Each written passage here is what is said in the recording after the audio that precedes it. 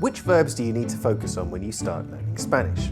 I'm British Polyglot Alex Rawlings, and today we're going to be looking at 10 of the most important Spanish verbs that you need to learn. Make sure you subscribe here to ensure you don't miss any of our other language learning videos. If you've just started learning Spanish, you may already be getting a sense of just how important verbs are in that language.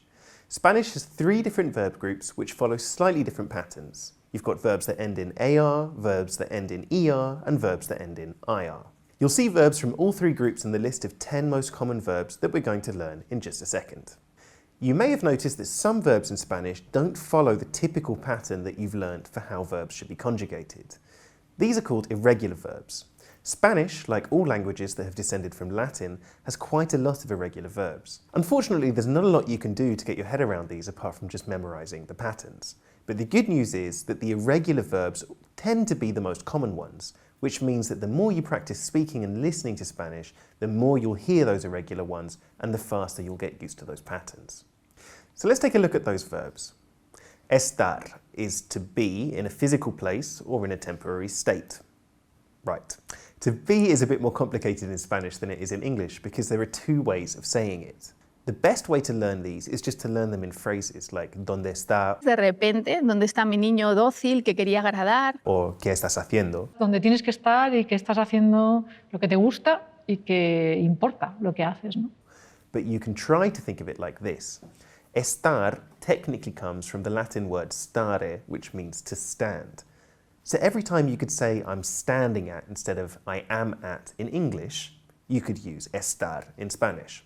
Estar is irregular in the I form, estoy, but all of the other forms follow the regular pattern. Ser, to be, but a characteristic or identity. So this is your other word in Spanish for to be, which you never use to say where something is located or how someone is feeling. This verb for to be is what you use to talk about physical attributes, identities, and things that don't change. Ser is fairly irregular throughout, and you'll probably just have to memorize these endings. Tener, to have. This one is nice and simple. This verb just means to have, and you'll hear it a lot, especially in shops and restaurants when you're asking people what they do or don't have available for you to buy. Quiero a ver si tiene dos iguales. Tener is irregular though, so watch out for those endings. Hacer, to do or to make. This is another verb that you're going to hear all the time in Spanish. You'll need to use hacer to ask people what they're doing, ¿qué haces? And also what they're making, ¿qué haces? Hacer is regular in the present tense, except for the I form, which is a bit different, hago. Ir, to go. So here is our first verb of movement. Ir is the simplest way of telling people that you're going from point A to point B.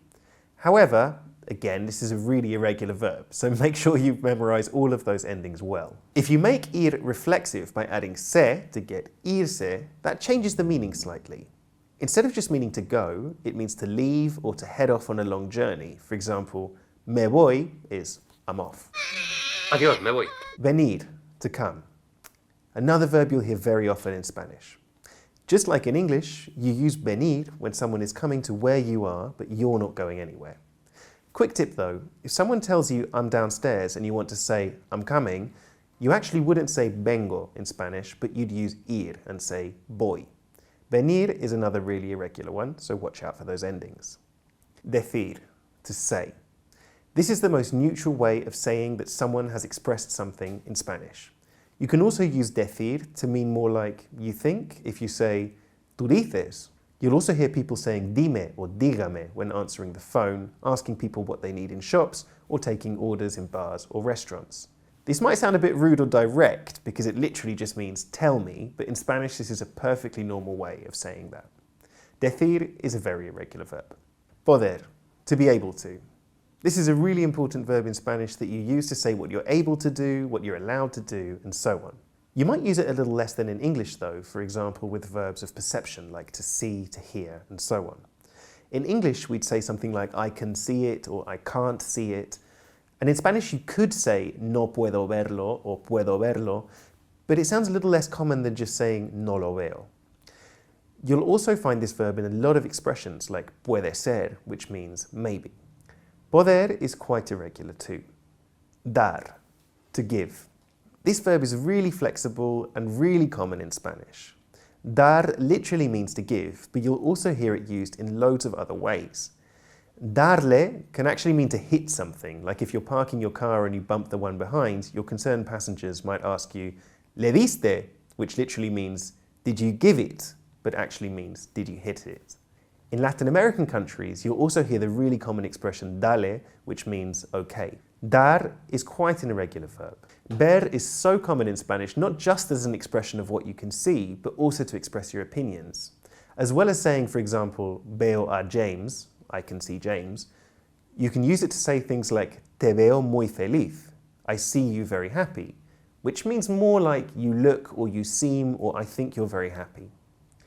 You can also use it to talk about what other people can see in you by making it reflexive. If you're feeling worried that you've dropped some food down your shirt and want to make sure nobody notices it as you walk around town for the rest of the day, you can ask your friends, ¿Se me ve?, which means something like, is it really obvious? But literally means, does it see itself to me? If you're good, you'll be reassured with no se te ve. But if it's obvious, people will tell you se te ve or even se te ve mucho. Ver is a regular verb. So there you have it, my 10 most important verbs that you need to memorize. For more Spanish and other language learning tips, make sure you hit that button below and subscribe to More Than Words for our latest language learning videos. And click the link in the description for exclusive offers on all Rosetta Stone courses. In the next video, I'll be talking about my favourite Spanish films and TV shows to help you immerse yourself in the language. Until then, hasta luego.